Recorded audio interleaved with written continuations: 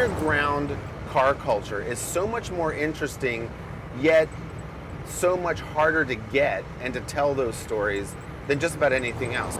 And all those shows that you see that are based on cars or motorcycles are all basically telling the same story. It's a trumped up reality show.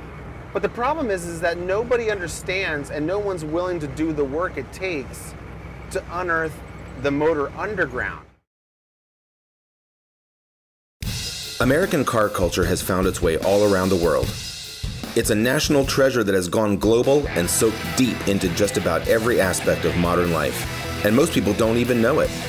I'm Dan Stoner, and I've spent my life searching for the legends of underground car culture hidden in plain sight, and telling their stories that nobody else can.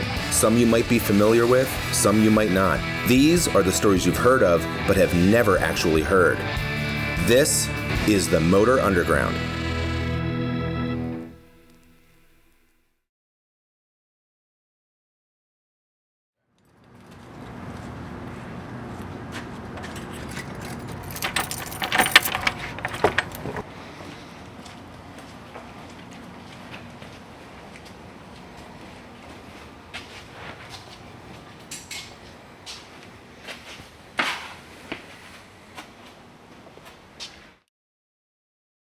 When I came to California in 2000, it really was during the height of the hot rod revival movement.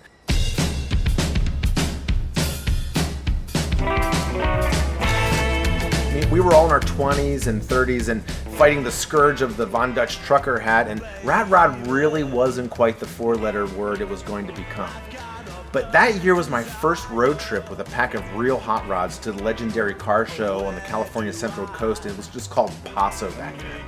It really changed my life. I didn't want a muscle car, and I didn't want a custom, and I didn't want a classic truck. But man, when you pile into a rowdy little hot rod and just hurl yourself down a crowded street, it's hard to explain how much that just moved me. I mean, that mixture of air and fuel and a little bit of danger, it just changed my life. And I knew I needed a hot rod in it. So I talked to a friend of mine named Keith Tardell at Rex Rod and Chassis in Santa Rosa, California, and he found a 1927 Ford Model T coupe body. He also found a Model A frame, and he started putting together a traditional hot rod for me. And I started thinking about what I wanted this thing to really look like. Now, there are different types of hot rods, and they're all basically defined by the decade that they were built in. So there was cars built in the 40s, which look a lot different from cars built in the 50s, and the 60s was a whole nother game altogether. But what I realized was that the 60s was the era of hot rod that really spoke to me the most. It was really sort of the culmination of metal flake paint and chrome, and custom wheels had become a thing in the 60s.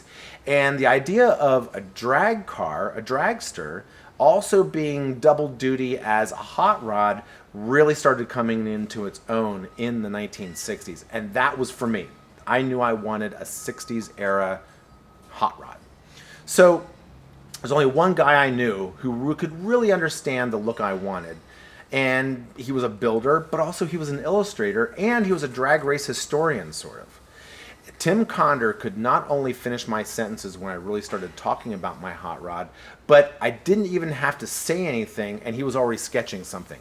And that was my tall T, my Model T coupe with no chop top that had a wicked rake to it and all the style and attitude that I really wanted out of my car. Hot rods aren't practical. They're not reliable transportation, but they do have their own traditions and accepted way of building, which is exactly what we weren't going to do. We were going to reverse engineer this car from its drawing first. We were going to look at the backwards way of doing things and build the car starting with its attitude and figure everything else out from there. Slicks in the back, no front brakes, a radical stance, a nod to the dragsters of the 60s, and the taller the better. I needed this thing to be severe, and everything was going along just fine until I heard about this mystery motor.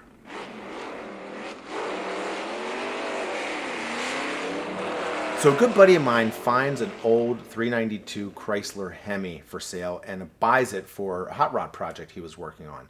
And it was only after he took possession of this thing that I realized this may have been a motor that I had passed up buying a couple years prior.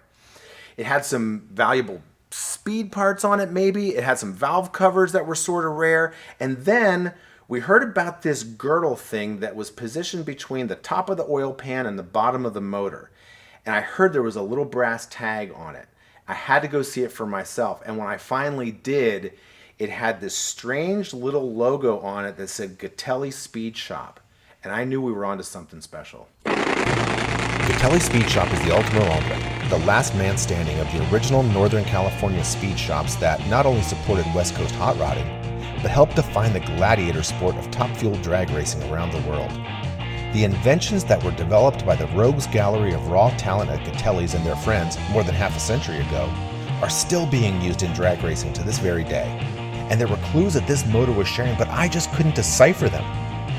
Lucky for me, the guy running the machine shop out the back of Gatelli's probably not only knew, but was a member of the original Organ Grinders racing team that just might have campaigned this motor in anger on the West Coast legendary drag strips. The Organ Grinders were the MC5 of drag racing, the merry pranksters of hot rodding, the wrecking crew of speed. This gang of raw talent was the kind that only came along once in a lifetime.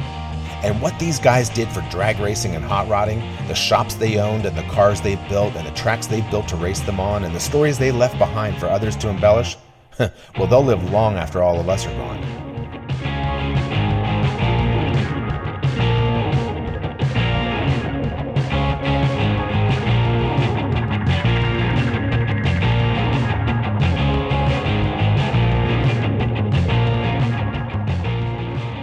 A few of the original Organ Grinders: Jim McLennan, Andy Brizio, Terrible Ted Gatelli, Bruno Giannoli, Bud Barnett, and Don Smith. It started with, there was 3 or 4 guys at Malloy's, I understand, one night, Malloy's Tavern right down the street. And they put it together originally. It grew to about, I would say 22, 24 members. And one thing that was, I remember, is at one of our major meets at Half Moon Bay, the Organ Grinders came down and they had a donkey and a mule. And they were showing it off as our new member of the Organ Grinders. And it drew a lot of people watching it, and it was funny. And where did all that come from? There was a donkey named Sam, and they used to bring the donkey to the racetrack every weekend. And it was just Bruno that started all this. And the donkey's name was Sam. So they just said, hey, let's call everybody Sam. So everybody on the team was named Sam. And Did they all have names on their shirts and everything? they all said Sam. Was it you guys who really created drag racing here? We helped start it. Gladiators. But the Organ Grinders also invented tools to win the drag wars. Yeah, well, Bud, he just had a leather jacket on. That motherfucker melted to, Right to him. And then he had that mask that was leather that got welded to his face too. Well, Bud got burned, Bud Barnett, because he was driving the goat's car, in Half Moon Bay, and it caught on fire. In fact, I used to have to take him to the doctor, and when I had to lay on top of him so that when he went to take the bandages off, fucking Bud would raise me up. Are you kidding me? That's how much that hurt. They were 3rd-degree burns. When they just couldn't watch their drivers continue to get burned in hellacious explosions on the track, McLennan borrowed a proximity suit from a buddy who wore one to protect him from the fires as he fueled planes at the San Francisco airport. Jim put together the original fire suit. Because the goat goes, you can't do that shit. And Jim says, fuck it, let me try it. And he just poured the gas, lit it on fire, and walked through it. And stood in it. Stood in it. Yeah. Yeah. And that worked. Actually, he sat down and he actually rolled through the thing too. And as dragsters were getting faster, drivers were having a harder time getting them to stop at the end of the track. So the team got their hands on a military surplus parachute, bolted it to the tailgate of the shop truck, and tested its stopping power on the streets of South San Francisco. The parachute was something different. We designed the parachute. The first test of the parachute was in the back of Gatelli's truck. As the truck was going down the road, Jim threw the parachute out. It opened and tore the tailgate off of Ted's truck. That was the beginning of that. We had the first triangle parachute ever. Sold a lot of them, and it worked. Slowed the cars down. After that, several companies started making them. Geese started making them, Simpson made them, and there's a couple of other companies. To this day, a parachute and a fire suit are standard equipment on any professional dragster. And in true gladiator style, the organ grinders were here for a good time, not a long time. Do you have any idea where the name organ grinders came from? I have a couple ideas, but I don't think I'm gonna say it on camera. On-track shenanigans and off-track adventures only made the fuelers they campaigned even more legendary. The magazines and newspapers of the day chronicled all of their wins, and between the late 50s and 1965, the Champion Speed Shop car and the Gatelli Speed Shop Special were the ones to beat from Northern California. All the while, Bruno Giannoli was finding better ways to build a 3,000 horsepower nitro-fed bomb out of a stock Chrysler Hemi or a Chevy small block. They were getting better chassis from Kent Fuller in Los Angeles or Pete Ogden in the Bay Area. They were building beautiful handcrafted aluminum bodies and winning more and more.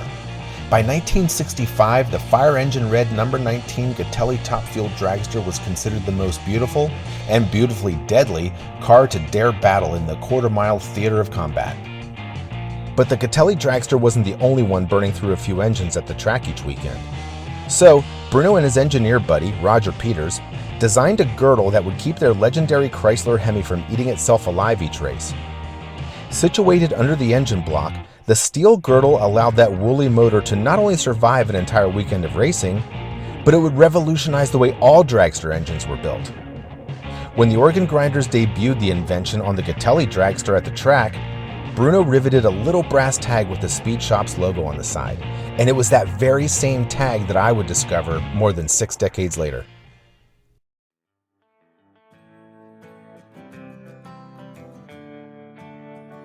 This car has taken 15 years to build, and counting.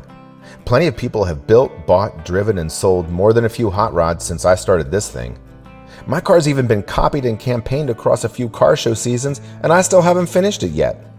But over the years, I've been able to collect all the right parts, and this mysterious old Hemi, well, I traded my soul to own it, and it might just be something special. Is it an old race motor? Did the organ grinders build this Hemi for an early Gatelli Speed Shop top fuel dragster? Do I actually own the motor that changed drag racing forever? Along with a few talented friends and craftsmen, we're about to unlock some of those old stories and find out.